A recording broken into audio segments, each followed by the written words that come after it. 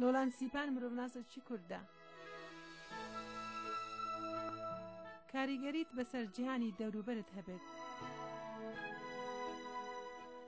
عشیرەتە کۆچەرەکان هێشتاش بەناو شاخ و چێوە ئاستەمەکانی کوردستانی عێراقدا دەگەڕێن، هەروەک هەزاران ساڵە کراوە. هەر جارێ بۆ ماوەی چەند مانگان کۆچەرەکان لە بن چادر و لە بەرزایەکانی شاخدا دەژین، مەڕ و ماڵاتیان لە ناو لەوەرگەکانی دوور هەڵکەوت و دەلەوەڕێنن. ژیان و بەسەرهاتەکانی کۆچەرەکان زۆربەی تۆمار نەکراوە و ژمارەیان بەرەو کەمبوون دەڕوات، بەڵام مرۆڤناسی کورد لۆلان سیپان هەوڵ دەدات ئەمە بگۆڕیت. من هەوڵ دەدەم زانیاری لەسەر ژمارەیەک لە خێڵەکان کۆ بکەمەوە. چەند خێڵ هەیە، چەند خانەوادە هەیە، ڕادەی نەخوێندەواری لە نیوان مناڵانی کۆچەرەکان و شوێنی ژن و تێکۆشانیان بۆمانەوە. هەموو هاوێنان سیپان سەردانی لە وەرگەی شوانکارەکان دەکات. لێرە ژیان ئەوەندە ئارام و بێدەنگ نییە، ئەویش لەبەر هەڕەشە سەربازەکانی تورکیا و ئێرانە. من بۆمبێکی ئەوەندە گەورەی نەتەقینراو نزیک گوێگها لێرە دووزیمەوە. بێریەک باسی مەترسی و بەهای قورسی شوانکاری دەکات. ئەو خەریکی پەنیر سازکردنە بە سیپان دەڵێت نرخی پەنیر زۆر نزمە. سیپان قسەکانی وەرجێجێریتە سەر زمانی ئینگلیزی. داهاتی پەنیر زۆر نییە، هەروەها ئێمە مەردەفرۆشین پۆل دروست دەکەین، بەڵام ئەبی لەسەر مەڕووماڵات خەرجی بکەین.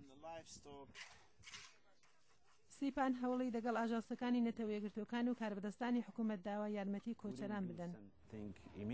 ئەگەر ئێمە دەمۆدەست کار ناکەین و یاخود زوو نەجوڵینەوە، لەوانەیە فەرهەنگ و کەڵتوری کۆچەرەکان لە ماوەی چەندین ساڵدا لە کوردستان لەناو بشێت.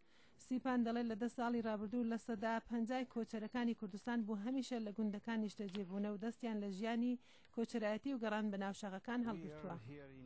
ئێمە لێرە لە ناو خانەوەیەکی یاسایی کۆچەرین دەوارێکی ڕەش کە لە مۆی بەزن دروست کراوە.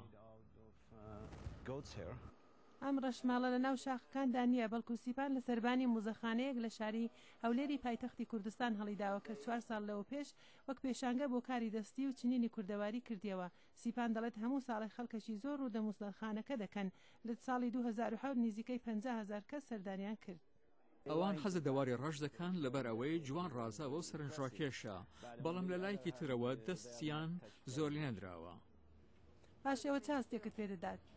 زۆر بەدە. پێشترێکی ئەمساڵ سیپان کە داوای یارمەتی کردبوو خەرجی ئەمریکای پێگەیشت وەک یارمەتی بۆ زیندووکردنەوەی هونەرە دەستیەکانی کە بەرەو نەمان دەڕۆن. ژنە بە تەمەنە کۆچەرەکان ئێستا تەون و زانیاری تر ئیتەونکاری فێری جلی نوێی ژنان دەکەن. ئەمە راپۆرتێک بوو لەلایەن بەشی کوردی ڕادیۆی دەنگی ئەمریکا.